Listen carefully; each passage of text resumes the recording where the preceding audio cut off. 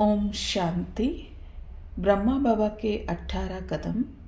8वां कदम, गंभीरता और रमणीकता का बैलेंस। जैसे ब्रह्मा बाप की सूरत में सदा गंभीरता के चिन्ह और मुस्कुराहट देखी। गंभीरता अर्थात अंतर्मुखता, उसकी निशानी सदा सागर के तले में खोए रहे।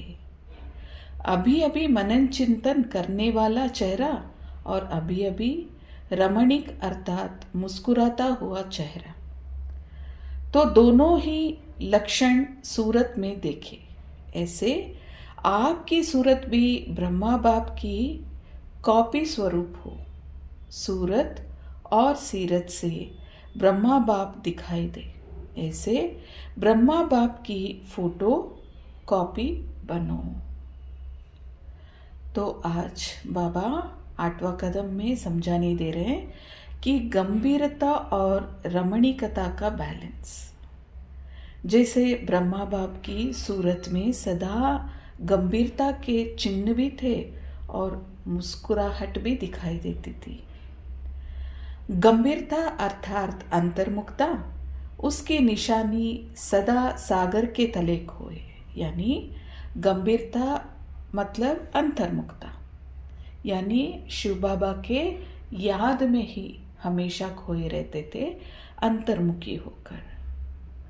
अभी अभी मनन चिंतन करते थे और चेहरा वैसे ही दिखता था, और अभी अभी रमणीक अर्थात मुस्कुराते थे। तो दोनों ही लक्षण सूरत में दिखाई देता था। तो आपकी जो सूरत है वो भी ब्रह्मा बाबा की कॉपी होनी चाहिए, तो सूरत और सीरत से ब्रह्मा बाबा दिखाई दे। तो गंभीरता भी होना चाहिए और रमणीकता भी, इन दोनों की बैलेंस होनी चाहिए। और आगे आज बाबा समझाने दे रहे हैं, ब्रह्मा बाबा सर्वश्रेष्ठ योगी।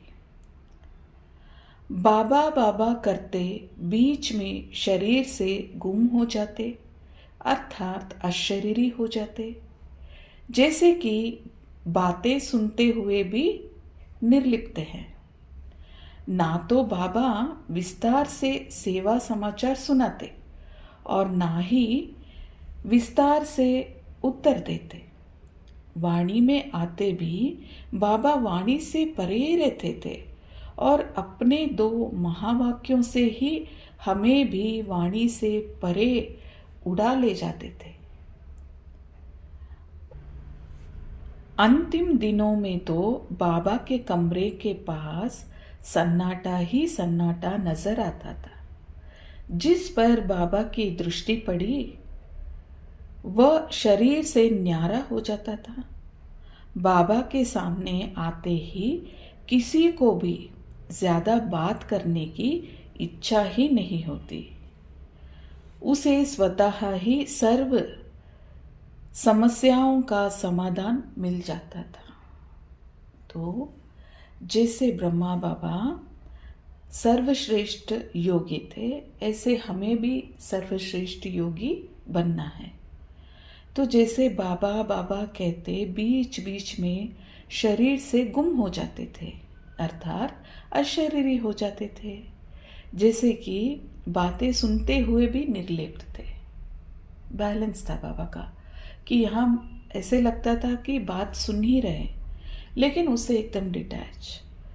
तो बाबा विस्तार में सेवा समाचार माना बाबा जब भी सेवा करते थे तो जो समाचार उन्हें सुनाना था वो पॉइंट टू पॉइंट, यानी 2 बात में समझा देते थे, विस्तार में नहीं जाते थे। तो वाणी में आते भी बाबा वाणी से परे रहते। और अंतिम दिनों में तो जो भी बाबा के कमरे के पास जाता तो सन्नाटा ही सन्नाटा महसूस करता। और जिस पर बाबा की दृष्टि पड़ती थी वह शरीर से भी न्यारा हो जाता था और बाप के सामने आते ही किसी को भी ज़्यादा बात करने की इच्छा ही नहीं होती थी। तो उसे स्वतः ही सर्व समस्याओं का समाधान मिल जाता था। तो हमें भी ऐसे फॉलो फादर करना है। और आज आपकी शक्तिशाली मनसा द्वारा सकाश देने की सेवा करो। जितना जितना समय समीप आता जा रहा है उतना व्यर्थ संकल्प भी बढ़ रहे हैं, लेकिन ये चुप्त होने के लिए बाहर निकल रहे हैं। उन्हों का काम है आना और आपका काम है उड़ती कला द्वारा सकाश द्वारा परिवर्तन करना। तो घबराओ नहीं, उसके सेक में नहीं आओ।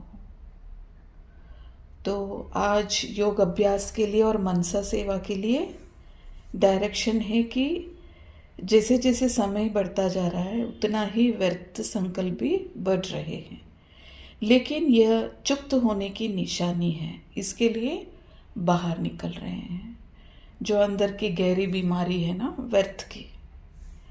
तो उन्हों का काम है आना और आपका काम है उड़ती कला द्वारा सकाश द्वारा परिवर्तन करना। यानी उसके लिए विधि विधान बाबा बता रहे हैं कि उड़ती कला और दूसरी है सकाश द्वारा परिवर्तन करना। तो ये दोनों ही विधि विधान से उसे परिवर्तन करनी है। घबराना नहीं है, लेकिन उसके सेक में भी नहीं आना है। ओम शांति।